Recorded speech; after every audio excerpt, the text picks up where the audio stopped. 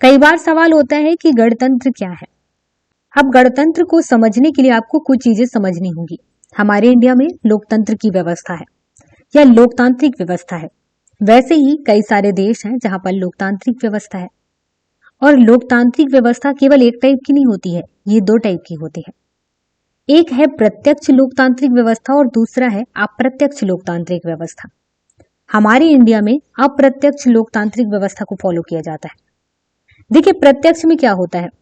प्रत्यक्ष में ये होता है कि जितनी भी जनता है उन सब का हाथ होता है शासन चलाने में। मतलब कि सभी रूल्स बनाएंगे, अपने अपने भागीदारी देंगे। हमारे इंडिया में अप्रत्यक्ष लोकतांत्रिक व्यवस्था है। मतलब ये है कि हमारे द्वारा, मतलब कि जनता के द्वारा अप्रत्यक्ष रूप से शासन चलाया जाता है। हम किसी को प्रतिनिधि के रूप में चुनते हैं, उसके बाद वो लोग मिलकर के फिर कहा जा सकता है कि एक विधि बनाते हैं और उसके हिसाब से फिर सभी लोग उसको फॉलो करते हैं। इस प्रकार से हम ये कह सकते हैं कि अप्रत्यक्ष लोकतांत्रिक व्यवस्था है। यूं कह सकते हैं कि जनता डायरेक्ट नियम नहीं बनाती है, अपना एक प्रतिनिधि चुनती है और उसके बाद फिर शासन चलता है। अब देखिए, जो लोकतांत्रिक राज व्यवस्था है वो भी दो वर्गों में बटा हुआ है।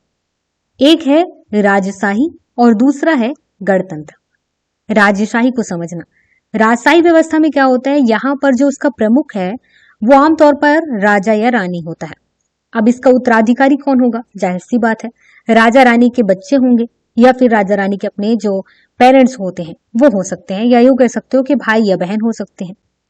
इसी प्रकार से यहाँ पर उत्तराधिकारिता के माध्यम से पद पर ये लोग आसीन होते हैं या बैठते हैं। ऐसी व्यवस्था ब्रिटेन में चलती है। अब देखना, गणतंत्र क्या होता है। गणतंत्र में राज्य प्रमुख हमेशा प्रत्यक्ष या अप्रत्यक्ष रूप से एक निश्चित समय के लिए चुनकर आता है, जैसे कि अमेरिका है।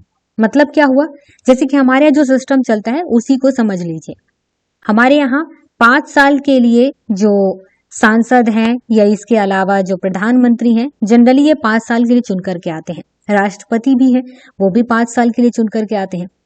इस प्रकार से हमारे यहाँ ऐसा नहीं है कि कोई एक बार शासन में आ गया तो मरते दम तक वो शासन चलाएगा ही। 5 साल तक वर्क किए, उसके बाद आप जाइए, उसके अलावा फिर कोई चुन करके आएगा।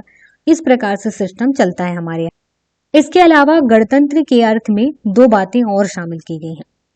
पहली यह है कि राजनीतिक संप्रभुता किसी एक व्यक्ति के हाथ में नहीं होती है, यह बल्कि लोगों के हाथ में होती है।